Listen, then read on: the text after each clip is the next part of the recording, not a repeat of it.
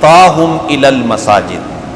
یہ بڑا خوبصورت ترجمہ ہے اور بڑا خوبصورت مفہوم ہے کہ گھر سے چل کر مسجد میں آنے تک جو قدم اٹھائے جاتے ہیں اللہ تعالیٰ ان قدموں کے نشانات کو بھی لکھتا رہتا ہے. ان قدموں کے نشانات پہ بھی اجر ملتا ہے.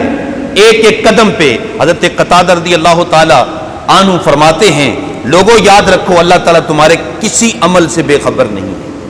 اگر وہ بے خبر ہوتا تو تم جو قدم رکھتے ہو اور قدم کا جو نشان بنتا ہے مٹی کے اوپر گرد و غبار کے اوپر جس کو ہوائیں اڑا دیتی ہیں اور وہ مٹ جاتا ہے، اگر اللہ تعالیٰ بے خبر ہوتا تو اس سے بے خبر ہوتا، لیکن اللہ تعالیٰ تو تمہارے اس قدم کے نشان سے بھی بے خبر نہیں ہے.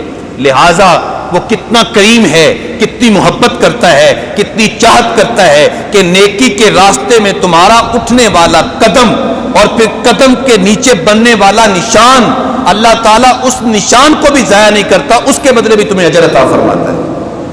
اللہ اکبر، یہ کتنا کرم ہے اس کا. فرمایا وَنَكْتُبُ مَا قَدَّمُوا، جو تم آگے بھیجتے ہو ہم اس کو بھی لکھتے ہیں.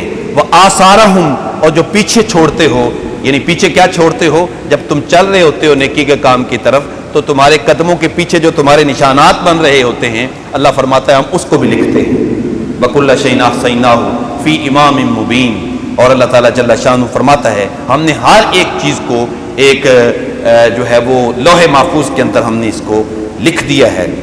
اس لیے چھوٹی سی چھوٹی نیکی کو بھی کبھی حقیر نہیں سمجھنا چاہیے اور اس کو کر لینا چاہیے. آقا کریم صلی اللہ علیہ وسلم نے ارشاد فرمایا کہ جو شخص راستے چلتے ہوئے کوئی پتھر ہے، کوئی کانٹا ہے جو گزرنے والوں کو تکلیف دیتا ہے، فرمایا اگر یہ بھی ہٹا دیتا ہے تو اللہ تعالیٰ اس کے بدلے بھی اس کو ثواب عطا فرماتا ہے.